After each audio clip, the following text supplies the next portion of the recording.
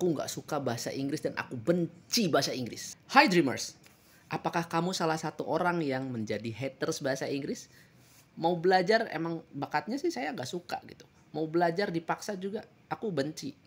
Nah, gimana caranya biar kalian tidak lagi benci dengan bahasa Inggris? Oke, check this out. Pertama, kalian harus menentukan goal dulu ya. Set the goal first. So, what is your dream? What is your goal? The first thing you have to think about your destination, your goal. Seperti kalian mau berlayar ke sebuah pulau, kalian harus menentukan pulau mana yang akan kalian tuju. Apakah pulau yang banyak kelapanya atau pulau yang banyak batu karangnya? Itu terserah apa yang kalian ingin kejar ya. Nah, dalam konteks sekarang belajar bahasa Inggris, kalian nggak suka dengan bahasa Inggris. Nah, itu alasannya kenapa? Apakah ini tidak sesuai dengan cita-cita kalian atau ya nggak suka aja gitu. Sebenarnya aku pengen ke luar negeri, aku pengen studi di luar negeri, tapi aku nggak suka. Nah, ini harus dievaluasi bagaimana cara kalian menetapkan tujuan kalian. So, the first thing you have to know yourself, what is the destination, what is the goal that you want to achieve in the future. After that, yang kedua ini yang paling penting. Bisa jadi karena trauma masa lalu.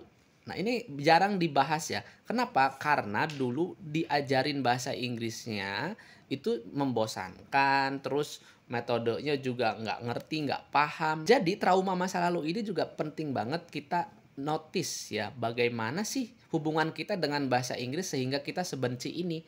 Apakah dulu pernah ikut lomba pidato misalnya, terus kita diketawain karena kitanya salah dalam pengucapan, sehingga itu menghantui kita untuk mau belajar bahasa Inggris lebih dalam lagi. Atau mungkin karena kalian belajar dengan guru yang membosankan. Nah, bisa jadi ya, kalian coba analisis ya, bagaimana hubungan kalian di masa lalu dengan bahasa Inggris.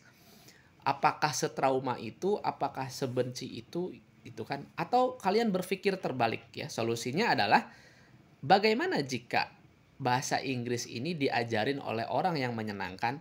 Bagaimana jika ada orang yang ngerti bahasa Inggris tapi dia ngejelasinnya dengan simple sehingga yang tadinya aku benci menjadi ya senang gitu kan, dan terus menerus pengen belajar.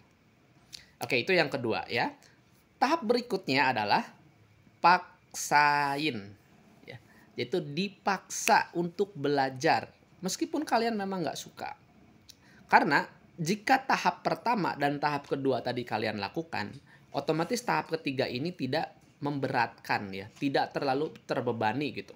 Contoh, kalian dapat kesempatan ikut English training atau kursus bahasa Inggris ya, gratis gitu, dibiayai. Karena kalian sudah mereview apa tujuan kalian, karena ini tuntutan karir misalnya ya, apakah ini untuk aku dapat beasiswa ke luar negeri.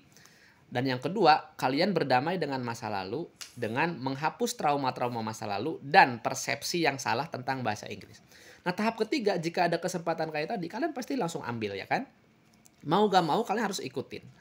Nah, tapi tentu ini belum selesai ya. Kalian harus menata mental kalian untuk dipaksakan. Ini sama seperti kita bersedekah.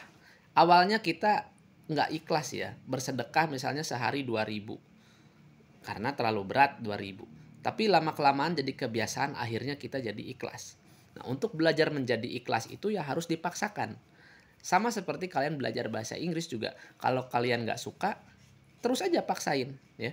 Paksakan dan cari beberapa alternatif yang membuat kalian suka. Oke, nanti saya buatin VT bagaimana cara belajar bahasa Inggris mulai dari hal yang kita sukai. Oke, Dreamer, semoga bermanfaat dan berdamailah dengan bahasa Inggris ya. Jangan jadi haters, siapa tahu nanti kalian malah jadi suka beneran.